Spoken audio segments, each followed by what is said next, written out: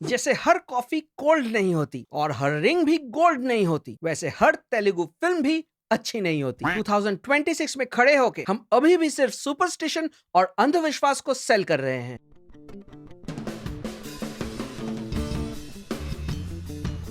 नमस्कार and welcome to thrash express. आज हम बात करेंगे 2026 तेलुगु फिल्म हनी के बारे में। सिर्फ अजीबोगरीब चीजें दिखाने से और उनके ऊपर डरावना बैकग्राउंड स्कोर डालने से वो हॉरर नहीं बन जाता। हनी एक साइकोलॉजिकल हॉरर फिल्म है जिसमें साइकोलॉजिकल और हॉरर एलिमेंट्स ना के बराबर है। इसे डिस्क्राइब करने के लिए सबसे सही डिस्क्रिप्शन होगा सुपरस्टिशियस ड्रामा। हनी में हनी एक्चुअली एक बिल्ली है, नहीं असल वाली नहीं, ये वाली।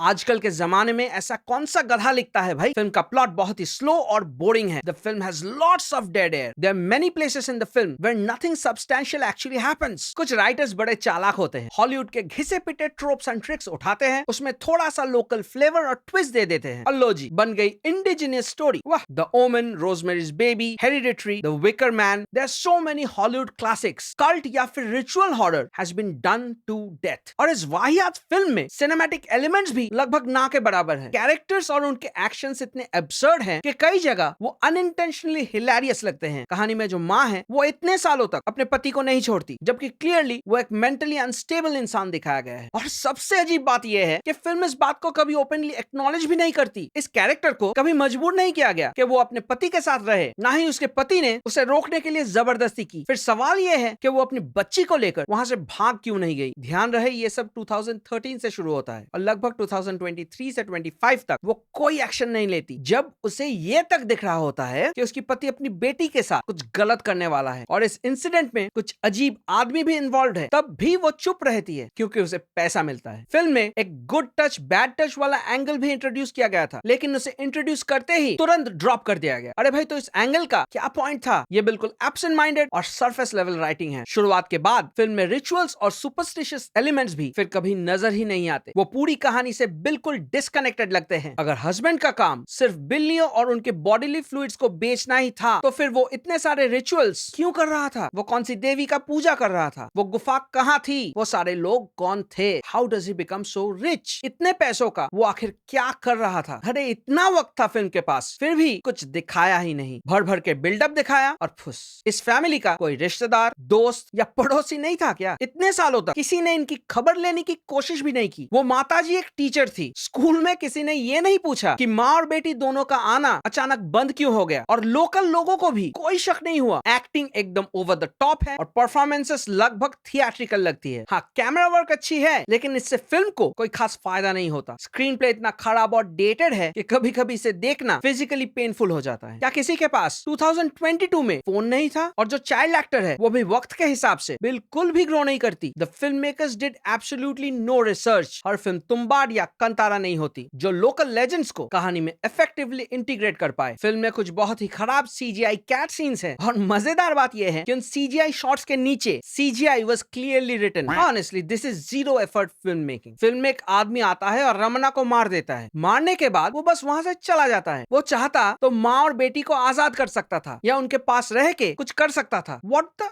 and the Hindi dubbing is so bad. Filmmakers बच्ची का inner conflict या realization तक clearly नहीं दिखा पाते। अगर आप एक dead slow film देखना चाहते हैं जिसमें pseudo ambient horror elements और over dramatic acting हो, तो आप ये फिल्म देख सकते हैं, वरना इसे skip कीजिए। So मैं हनी को दूंगा 0 out of 10. It was a complete waste of my time. So this was my take on Honey. If you guys enjoyed watching this video, then make sure to like, share and subscribe to this channel. If you have any opinion, suggestion or request, you can drop them in the comments below. Follow me on Instagram, Twitter and Facebook. You were watching Thrush Express. I'm your host Tom Thrush. Until we meet again.